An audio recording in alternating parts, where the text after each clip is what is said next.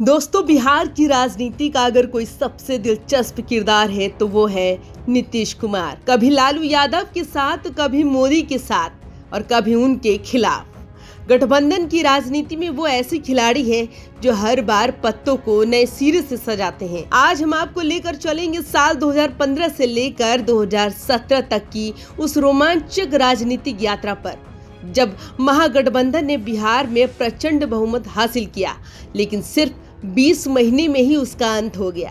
तो तैयार हो जाइए बिहार की सियासी गाथा सुनने के लिए, जहां हर मोड़ पर है ड्रामा, रणनीति और बड़े बड़े फैसले। साल था 2015। 2014 लोकसभा चुनाव में नरेंद्र मोदी और भाजपा ने पूरे देश में बम्पर जीत हासिल की थी। उत्साह आसमान पर था। भाजपा को लग रहा था कि बिहार में भी इस बार उसकी सरकार पक्की है, लेकिन दूसरी तरफ नीतीश कुमार अपनी रणनीति बुन रहे थे। 2013 में भाजपा से अलग होने के बाद वो अकेले सरकार चला रहे थे, लेकिन अब वक्त था चुनाव का। ऐसे में उन्होंने लालू यादव और कांग्रेस से हाथ मिलाया और जन्म हुआ महागठबंधन का। इस महागठबंधन में जदयू, राजद और कांग्रेस तीनों साथ आए। सीटों का बंटवारा हुआ।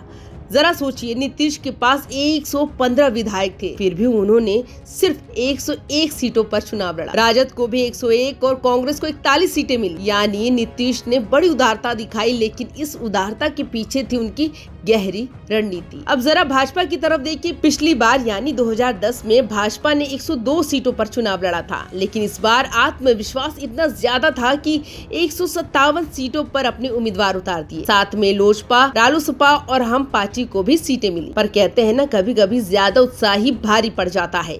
भाजपा में मुख्यमंत्री पद के कई दावेदार खड़े हो गए, पार्टी में गुटबाजी बढ़ गई और जब नतीजे आए तो तस्वीर बिल्कुल अलग। 2015 का नतीजा बिहार की राजनीति में ऐतिहासिक था। महागठबंधन ने कुल 178 सीटें जीतकर भाजपा और उसके सहयोगियों को चारों खाने चित कर दिया। भाजपा को जहां से 53 सीटों पर संतोष करना पड़ा, वहीं उसके सहयोगी दल मिलकर महज 5 सीटें ही ला पाए। सोचिए, जिस पार्टी को लग रहा था कि पूरा बिहार उसके साथ है, उसे कुल मिलाकर सिर्फ 58 सीटें मिली। वहीं महागठबंधन को करीब 41% वोट मिले।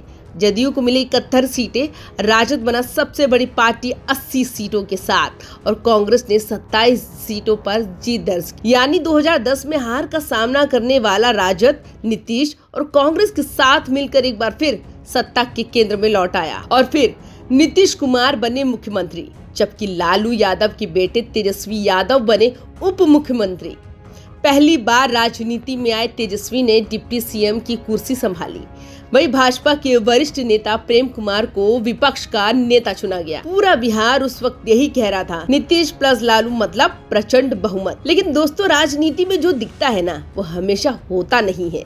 2015 में बने इस महागठबंधन की उम्र बहुत लंबी नहीं रही। नीतीश और लालू का साथ शुरू तो हुआ जोश खरोश से, लेकिन धीरे धीरे रिश्तों में खटास आने लगी। बताया जाता है कि लालू प्रसाद का सरकारी कामकाज में दखल बढ़ रहा था। नीतीश कुमार, जो अपनी सख्त और अनुशासित छवि के लिए जाने जाते, इसे पसंद नहीं कर रहे थे। उधर भाजपा नेता सुशील मोदी लगातार लालू परिवार पर हमला बोल रहे थे। भ्रष्टाचार के आरोपों की झड़ी लगा दी। खासकर तेजस्वी यादव पर कई गंभीर आरोप लगाए गए। नीतीश कुमार ने तेजस्वी से सफाई मांगी, लेकिन बात नहीं बन पाई। और फिर आया वो मोड़ जब नीतीश कुमार ने महागठबंधन से नाता तोड़ने का फैसला किया। सिर्फ 20 महीने में महागठबंधन की सरकार गिर गई। 28 जुलाई 2017 वो तारीख जब नीतीश कुमार ने एक बार फिर एनडीए का हाथ थाम लिया। सुशील मोदी उप मुख्यमंत्री बने, तेजस्वी यादव विपक्ष में चले गए।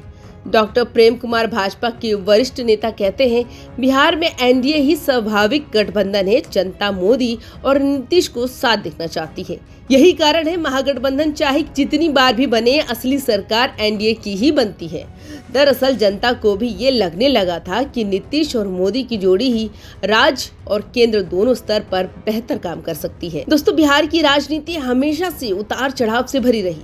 2015 का चुनाव बताता है कि किस तरह जनता कभी कभी बड़े बड़े नेताओं की गणित को ध्वस्त कर देती है। महागठबंधन की जीत उस दौर में जनता की मूड का नतीजा थी, लेकिन नीतीश कुमार की राजनीति की असली पहचान यही है कि वो वक्त के हिसाब से अपने फैसले बदलने में माहिर है। आज भी जब बिहार की राजनीति पर चर्चा होती है तो 2015 की चुनाव और महागठबंधन की ऐतिहासिक जीत का जिक्र जरूर आता है, लेकिन साथ ही ये भी है कि जीत टिक क्यों नहीं पाती, क्योंकि अंत में राजनीति में सब कुछ बदलता है, लेकिन सवाल वही रहता है कि जनता किसके साथ है। तो दोस्तों, ये थी बिहार की सियासत की वो कहानी जिसमें नीतीश कुमार, लालू यादव, तेजस्वी और भाजपा सभी ने अपने अपने रोल निभाए। अगर आपको ये वीडियो पसंद आए तो लाइक, शेयर और सब्सक्राइब करना बिल्कुल भी मत भूलिएगा। और हाँ, कमेंट में हमें जरूर बताइएगा कि 2015 के चुनाव नतीजों को आप कैसे याद करते हैं।